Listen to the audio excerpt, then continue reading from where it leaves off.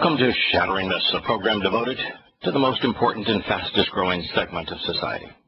To those of you who, like me, have finally come to realize that the world's political, religious, military, and economic institutions are corrupt, that they are counterproductive, and that they cannot be fixed. If you'd like to join us in that discussion, you're encouraged to do so. Our number is toll-free, 877-300-7645. Former military chief Abdel Fattah al-Sisi, who was trained in the United States, in fact, in the United States, the only concern the American War College had regarding him is that he was a devout fundamentalist Muslim. Well, he is heading for a huge victory, so writes Reuters, in Egypt's presidential election. It is amazing that any journalist from any reputable institution would call what happened in Egypt a victory. He didn't win anything. What he did is lost everything, all credibility. It wasn't an election, it was a charade. 70% of the population opted not to vote. Not only the 60 to 65% of Egyptians who are fundamentalist Muslims, they were ordered by their imam not to vote, just as their imam told them to vote for the Muslim Brotherhood and therefore Morsi in the first actually fair and open elections in Egypt's history. But in this particular case, the imams told them not to vote, and they didn't.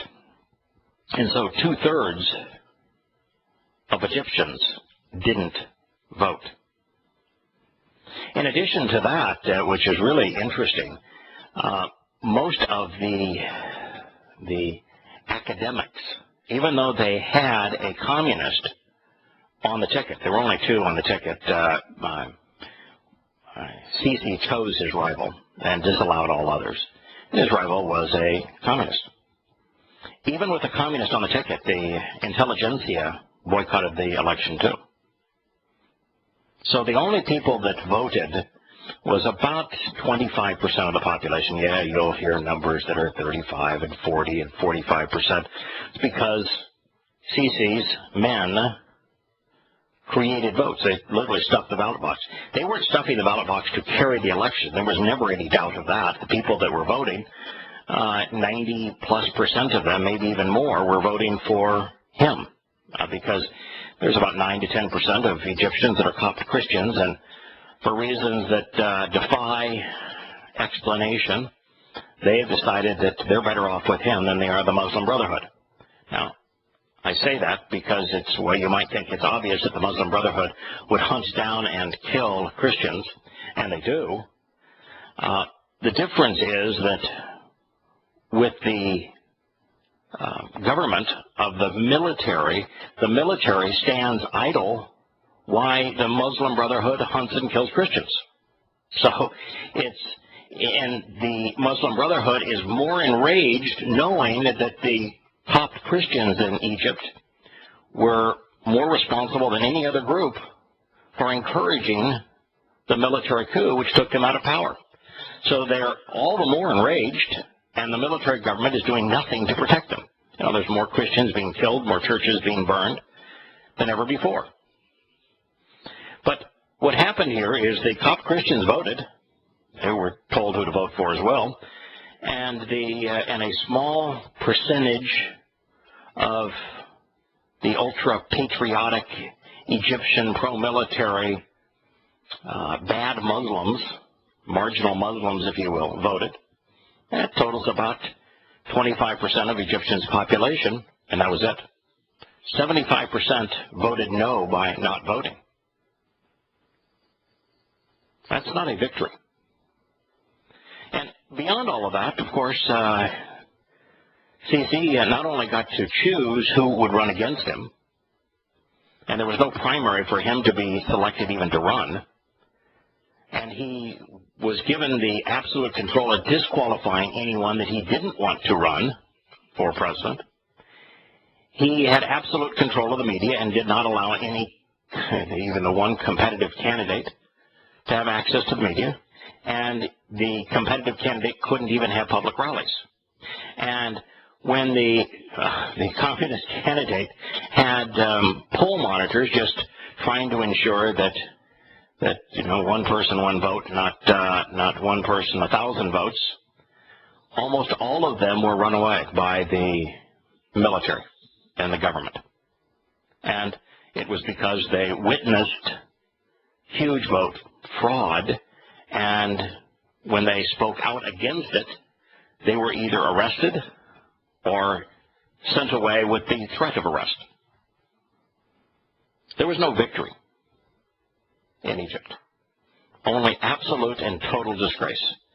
And the problem here, too, is that the Muslim Brotherhood, who won about 50% of the vote on the last election, and then you had another 20+% of the vote that was carried by an even more fundamentalist Islamic party, the Salafs.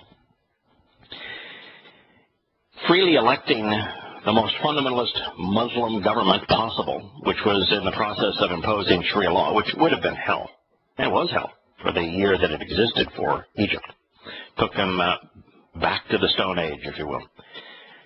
But this military junta is bloody. It's vicious. It's draconian. It's wholly dictatorial. But it really reminds me of the situation in Iraq with Saddam Hussein versus what America imposed, which is a government that is really orchestrated by Tehran. Iraq was much better off under Saddam Hussein. The world was better off when Iraq was under Saddam Hussein. There was a lot less death. There was a lot more freedom. There was a great deal more prosperity in Iraq when Saddam Hussein was in charge than there is now. And so, what do you want for Egypt? And my view is that when your choice is bad and much worse, as it was in Iraq, Saddam Hussein was bad, what we have now is much worse, that you ought not engage. You most certainly ought not participate moving from bad to much worse, as America did in Iraq, as America did in Afghanistan. Not once, but twice. But in the case of Egypt, it would be wholly inappropriate for America to aid and abet anyone associated with the Egyptian government. You can't do it. The military junta, with the thin guise of an election, is draconian. They're merciless. They're deadly. And the Muslim Brotherhood was the wellspring from which almost all Islamic terrorism organizations have emerged. And so when you're confronted by bad and worse, don't try to side with the lesser of two evils. When you do, you tarnish your own character and soul. We can't do anything to fix Egypt. We can't have any influence in Egypt. We ought not try to have any influence in Egypt. America just needs to chill and to recognize there is nothing we can do to resolve that problem. Just back away. The same thing was really true in Libya. Libya was vastly better off under Muammar Gaddafi. Yeah, Muammar Gaddafi was a three-quarters insane syphilitic that once was engaged in international terrorism plots. But he had become effectively neutered, quiet. There's no reason to depose him. But now that Libya is nothing but a menagerie of armed Islamic gangs, all up to their eyeballs and sophisticated weapons, it's not only a living terrorist hellhole, and therefore vastly worse for the Libyans, but beyond that, many of the Islamic uprisings that followed America's aiding and abetting of the jihadists in Libya are directly attributable to our supply of weapons and to our overthrow of that government. Boko Haram was relatively quiet prior to being armed by the outflow of American weapons out of Libya. Look what it did, and we're still arguing about how our weapons were used to kill the American ambassador wielded by Ansar Sharia, one of the fundamentalist Islamic terrorist groups, that we armed and abetted, that the American CIA was working with. And look at the Central African Republic and the horror that has happened there. Look at the horror that has transpired in Mali as a direct result. So you move south from Libya and you just see the guns falling on that continent and creating so much havoc.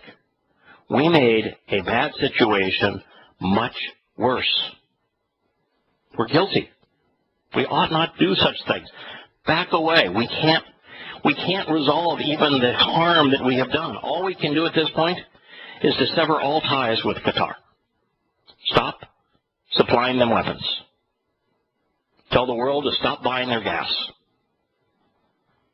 They are the gun runners for the world. We ought to do the same thing with Saudi Arabia because they're equally culpable. And yet, rather than moving in this direction, we're moving exactly the opposite direction. You know, after breaking Afghanistan, after entering Afghanistan on a pile of lies, making a bad situation infinitely worse in Afghanistan. Now, the president says we want to protect our gains. What gains? There's nothing that's better in Afghanistan than was before we invaded, except there's a lot of dead people, a lot of bombed roads, a lot of tumbled, destroyed buildings, and a whole heck of a lot more heroin being grown, a lot more girls being tortured. But now he says to preserve those imaginary gains, because, of course, America just loves its leaders to lie when it comes to patriotism in the military, we're going to stay there a while longer. You know how long we're going to stay? I shared this with you last week, till the end of this president's term. Why? Because he doesn't care how many more people die. He doesn't care at all. All he cares about is his reputation. He knows what's going to happen when America leaves, no matter when America leaves. The Taliban is simply going to return and take control. And he doesn't want that defeat on his resume, so he's going to pass it on to the next president. Welcome, Hillary.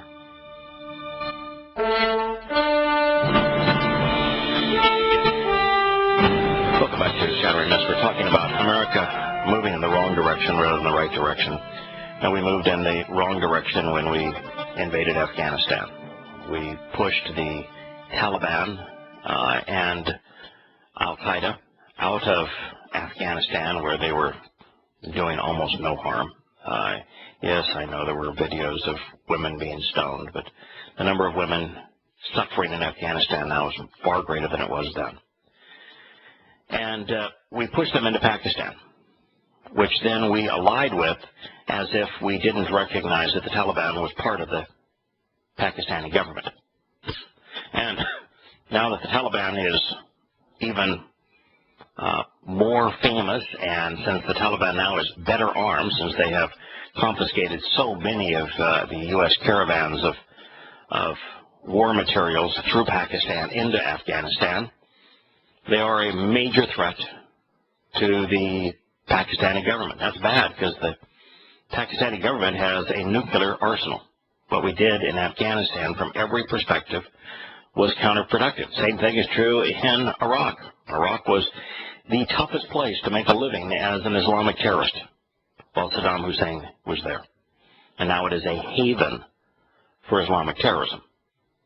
And by invading Iraq, we gave Iraq to Iran. It had previously been Iran's enemy, keeping their nuclear ambitions at bay. They didn't have the funds to develop them when they're trying to survive. But now that we gave Iraq to Iran, everything is peachy keen, and they've increased their influence in the region. In fact, the war in Syria is a direct result of America invading Iraq, giving Iraq to Iran, and changing the balance of power in the region. If you don't believe me, listen to Saudi Arabia. They'll tell you the truth. At least in this regard, we made a bad situation worse when we started supplying weapons to Syria through either Saudi Arabia or through Qatar. We took a peaceful protest and we made it a vicious civil war, a proxy war between Sunni and Shia Islam. Several 100,000 people have died. More than that have been raped. Many times that have been exiled from their homes. The country is a shattered ruin. There is no country on earth more responsible for the hell that is now transpiring in Syria than the United States. And yet, we're not apologetic. Instead, we want to interfere all the more. The President announced 2 days ago that he's considering sending American troops into Syria. He says the purpose will be to train the moderate rebels. There are no moderate rebels. It's like saying that there's a moderate jihadist. I suppose the suicide bomber, the American suicide bomber, because he smiled nicely when he was holding his cat in the pictures that are all over the internet of him today, that blew himself up in Syria this past week as a suicide bomber, was a moderate. The al-Nusra Front that wants to impose Sharia law in the world, I suppose they're moderates. Hezbollah that wants to defeat them, I suppose they're moderates. Well, we know that the Islamic State of Iraq and Syria aren't moderates because even the most vicious Islamic terrorists don't want anything to do with them because they're too vicious. So with whom are you going to train? With whom are you going to give weapons? To whom? And this whole myth that there is this is the John McClown myth, that there is a free Syrian army. No such thing. There isn't anybody operating in Syria as a free Syrian army. There are no democratic advocates in Syria. You know, there's Assad and his government, aided and abetted by Hezbollah, which is an Iranian militia. And then on the other side, you have Sunni Muslims from Iraq, from Libya, from Turkey, and from the United States, really from around the world, that have been armed by the United States through Saudi Arabia, Kuwait, and Qatar. That's the mess.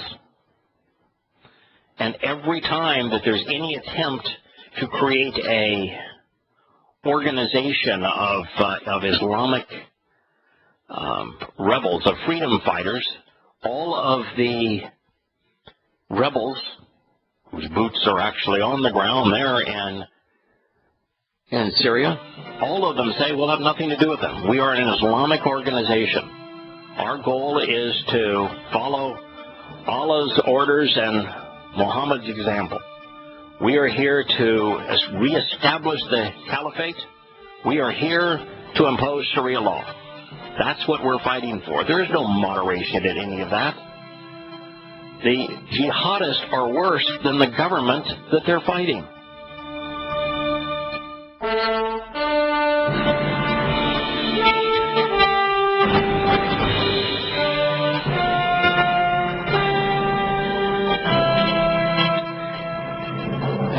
With great fear and trepidation, I'm going to share this story. Men with erectile dysfunction may be able to avoid the awkwardness of a doctor's visit and be able to buy Cialis without a prescription. Yes, indeed. There's a new plan that Sanofi is buying the rights to seek approval to sell Cialis over the counter in the United States.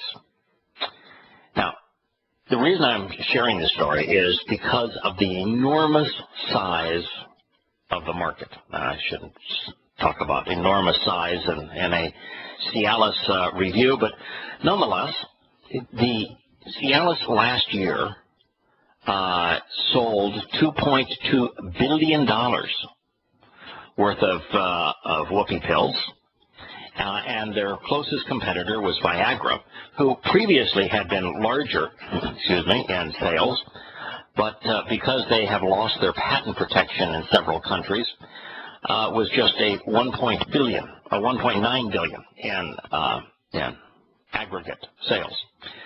So you've got, between the two, over $4 billion of Happy Pills.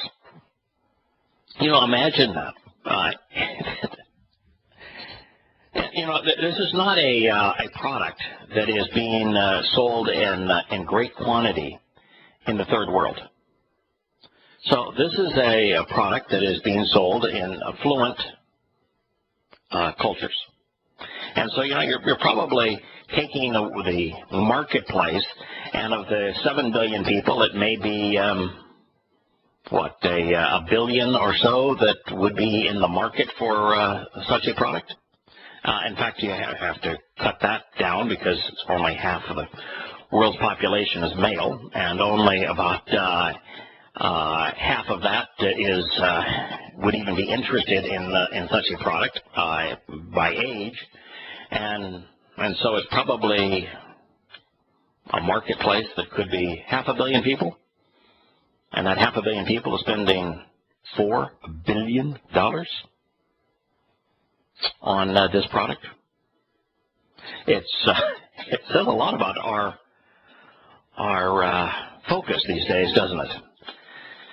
There's another item in the news that I thought I'd share. Canadian drug maker Valeant Pharmaceuticals International raised the cash component of its unsolicited offer. That means that that the company that they're trying to buy, which is Allergan, isn't marketing Allergan for sale. It's a public company, and they're doing what's called a hostile takeover. Well, they raised their bid for Allergan Inc. to $50 billion. They're willing to pay $50 billion. Valeant Pharmaceuticals is for Allergan. You know what Allergan makes? Botox. That's their product, Botox. You know what Botox does? It's a poison. I think it's derived from snake poison. But it creates swelling that can enhance features used primarily by women who want to either make their lips larger or they wish to eliminate wrinkles. You know, the swelling from the reaction to the poison will expand the skin, and therefore the creases that are wrinkles seem to be less noticeable. Now, can you imagine that a company that sells poison for your face, primarily used in the face, is worth $50 billion? Again, it is a major statement on our society. The French government, a couple of years ago, was the French people 2 years ago, were really upset about the fact of imposed austerity. Now, was there really any austerity? No, of course not. Not in France. I mean, in France, work week is very short. The days that you get off are extraordinary. There are long breaks in the middle of the day. I think it's like a 35-hour work week. No one can work longer than that. Extraordinarily high minimum wage. I mean, every burden that you could put on enterprise in France is there. And it is a very difficult place to produce anything. Extraordinarily burdened. And so the deficits in France to support the socialistic agenda were driving up the country's collective debt. Now, it's not as out of line as America. America was one of the 2 or 3 worst nations in the world in terms of debt to GDP. But nonetheless, it was significant. And so there was talk about having to reduce government spending to keep the country from going bankrupt. and being thrown out of the European Union and the euro currency. And the masses of France said, no, you can't take away any of our entitlements. We don't want to work anymore. We don't want to be paid any less. And we want all of the societal safety nets that we've come to, depend on here in France. And so they elected Holliday as a communist prime minister, prime minister. I think he is president. And the thing that Holliday said, okay, we won't cut any government spending. We'll leave all the entitlements intact. What we're going to do instead is we're going to substantially raise taxes. As a matter of fact, we're going to raise taxes to the point that if you make over €1 million, we're going to take away 70% of what you made. Paying your fair share. If you make over €1 million, we're going to confiscate 70% of it. You can deal with the remaining 30%. Well, guess what? It didn't work. The estimates of revenue by the French government are off by a scant 14 billion euro, almost 20 billion US dollars. Francois Holliday has raised the income tax. He's raised the value-added tax. He's raised the corporate tax. He's done everything he can in terms of raising the tax rates, and he's bringing in less tax revenue.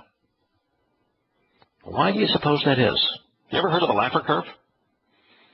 That there is a direct relationship between raising taxes to a level that becomes confiscatory, where people are disincentivized from working, from investing, where no matter how much you raise tax above that point, you actually take in less tax.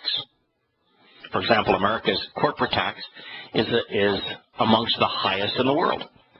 And so America actually takes in less corporate tax with the high rates than it would with lower rates, because there's fewer corporations that are successful in America.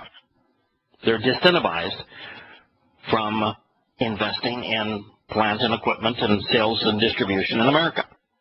Well, that's what happened in France. He raised every form of tax, income tax, the value-added tax, and corporate tax. And what happened is that he received less tax. Those who are opposing his very poor showing in the last midterm elections, his party got hammered. And those opposing him said, too much tax kills tax. It's the Laffer curve. It is the basis of supply-side economics that the liberal media and liberal politicians want to pound as a myth. They want to call it trickle-down, when in fact it works. It worked with Reagan. It always prevails. And the Laffer curve does not lie. Glenn, welcome. Good morning, Adam. Hey, boy, I said about that Cialis thing, what happened there was for years, because Viagra was the first one to market, Cialis had a really hard time gaining market penetration, and it took a long time to get a larger number of sales, but they had trouble keeping it up, so they finally had to resort to try to go to the over-the-counter. Thank you, Glenn. I knew I shouldn't have gone there. Oh, my. I don't even want to. There are so many puns, none of which are going to be helpful in this situation. I'm just going to applaud you for well done and move on. Yes, to the shrinking size of the French economy. Very good. Exactly. Yes. There was talk, I couldn't understand this the other day, there was talk in France of them going to 100% taxation. I'm like, How can that even be possible? You know, and how can 70% in any way, shape, or form be equitable? And then I even heard references to like greater than 100%. Now, how can you have greater than 100% anything? It just didn't make a bit of sense. Well, the way they do that is what they did in Cyprus. And that is that rather than confiscating 70 or 100% of someone's earnings, you confiscate their savings. Now, the savings is the residue of what they have earned that you haven't already confiscated. And so when you confiscate, it's kind of like the death tax. It's a tax on a tax. And so that's what they want to do, is to confiscate savings, and they will do it. It's only a matter of time. Holiday has recognized that France is headed for bankruptcy. And so he tried to resolve the problem by appeasing the people, continuing to giving them what they wanted, and then to raise taxes, saying that will work. Well, it's not working. It's having exactly the opposite effect. The French economy is contracting. Employment is growing. The deficit is growing, and tax revenue is declining.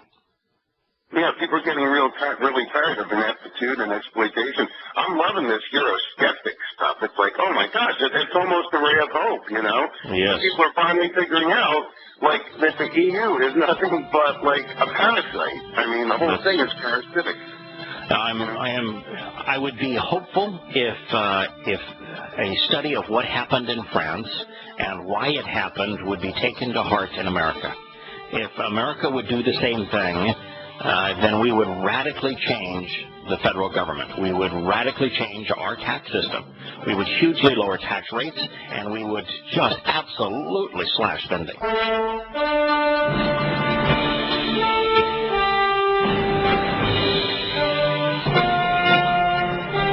all you Texans out there in Round Rock, there's a 19-year-old man that was accused of selling brownies. He was just not accused of selling. He was an entrepreneur. He was a manufacturer.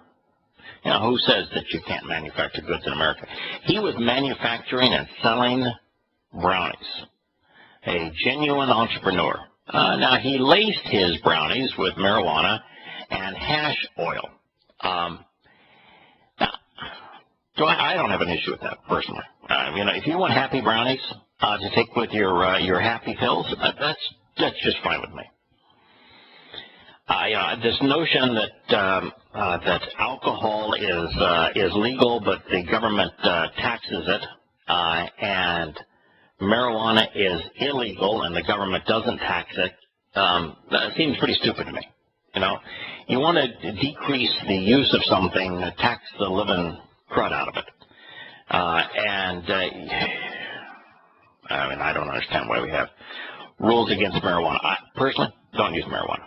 I was not gifted with a capacity to perform inebriated. I need all the faculties that I have available.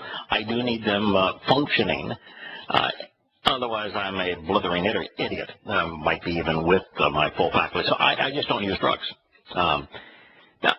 But I think that other people ought to have a right to it. Now, the reason I'm telling you this story is, there's a lot of entrepreneurs out there manufacturing and selling brownies, even those laced with marijuana and hashish oil. But the thing that is interesting here is that the police bothered to arrest this man, and they indicted him. And he was found carrying 1.5 pounds of brownies. 1.5, can you imagine that? This guy, he must be a major distributor. Probably has a 100,000 square foot warehouse and manufacturing facility there in Round Rock, Texas. He was toting 1.5 pounds of brownies. And he also had a digital scale with him. And he had another $1,675 in cash. So he was a big-time operator. They say that he could be facing 5 years to life in prison. Imagine. Is there any wonder that we have the largest prison population of any country in the world? That we have become the ultimate prison state? 5 years to life in prison for 1.5 pounds happy brownies. What on earth is wrong with us? Why would we even care about such an issue? Glenn, what do you think about those happy brownies? You work in the medical industry. Are they a great threat to our society? I would say I would have. I always think about this issue. I think of all the people who die from car accidents and alcohol-related DUI stuff and everything. And then I think about the people I've known who smoke marijuana. I've known some people who really did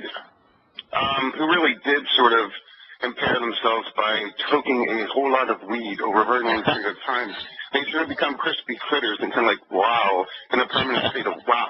But the vast majority of people are not that way. And the vast majority of like these, a lot of highly productive people doing a lot of very socially redemptive stuff who are type A's who like to chill out a little bit. And I don't see much harm in it. And besides, the marijuana smokers don't cause traffic accidents because they're going too slow looking for like a Pizza Hut or convenience store. The reality is that if you intoxicate yourself and you do it habitually, religiously, you're going to destroy your life. You're going to become unproductive. I don't care if you're consuming a overabundance of Twinkies, an overabundance of hashish brownies, or it's your favorite beer. Whatever it is that you are consuming in excess is going to impair your ability to be productive. You ought not do it, but you ought to have the liberty to do it. In the case of marijuana, the majority of marijuana users are no more prone to habitual use than are, the Joe Sixpack with his favorite beer. Here's a good hypothetical for you. What if our rampage shooters had been smoking marijuana instead of taking SSRIs? Yeah, really.